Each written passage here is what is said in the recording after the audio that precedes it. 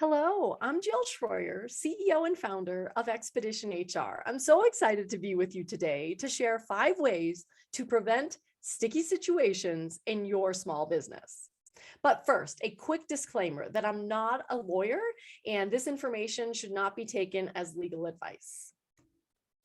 So what do we do here at Expedition HR? We teach HR fundamentals so small businesses can prevent sticky situations and get time back to focus on running and growing their business. So what even is a sticky situation, you might be wondering?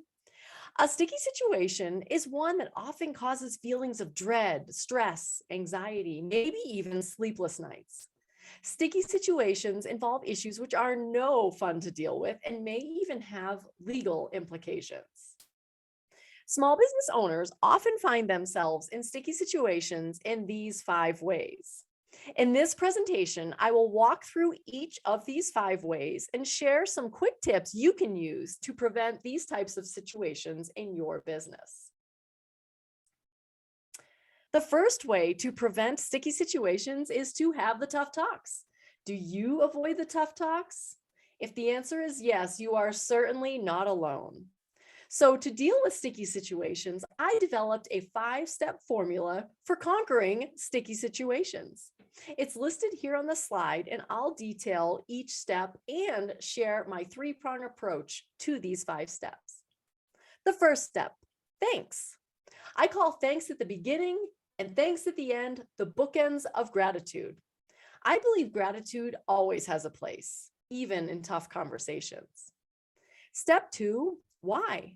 State why you're having the conversation in one sentence. Get it out there. Step 3, what?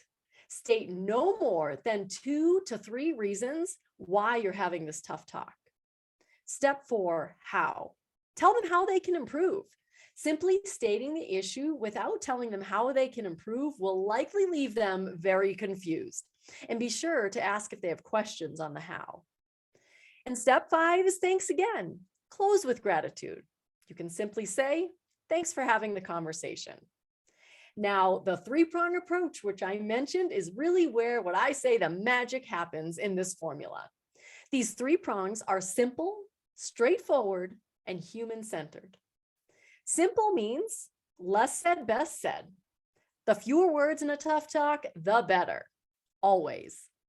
Straightforward means to say what you need to say in a way that's honest, direct, and professional and kind. Human-centered is as it implies. Remember, we are all human with emotions and insecurities. Be aware of your tone and your body language when you have the tough talk, and be sensitive to how that person may be receiving what you're telling them. If you like this formula, I invite you to pick up my book on Amazon called Conquer Sticky Situations, where you'll get lots more detail on the 5 steps, the 3-prong approach. I even share what to do if things don't go as planned in the tough talk, as well as dozens of real-life sticky situation scripts, as I call them. A second way you can prevent sticky situations is through understanding the difference between W-2 and 1099 contractor status. This is crucial to avoid a sticky situation with the IRS and being seen as avoiding paying payroll taxes. There are many factors to consider with this classification, and I'll share 3 of them here. The first is direction. If the company directs when, where, and how the work is done, this often indicates a W-2 employee status.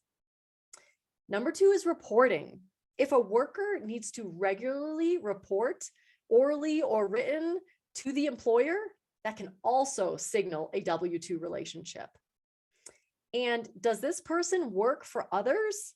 If the answer is no, and they work only for you and on a full-time basis, that may also signal a W-2 employee relationship.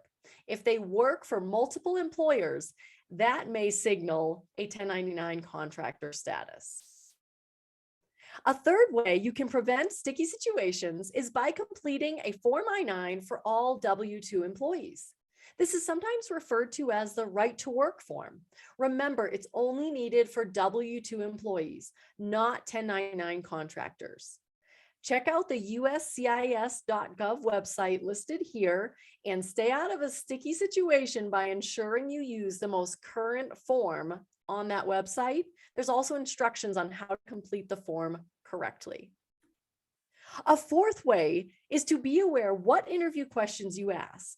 For example, be careful asking seemingly innocent questions like, I love your accent, where are you from? Because that can prompt a candidate to share more personal information than you intended. Another way to prevent a sticky situation in interviews is to focus on the job duties in your interview questions, and also focusing on behavioral interview questions such as, share an experience at work when, or tell me about a time at work when.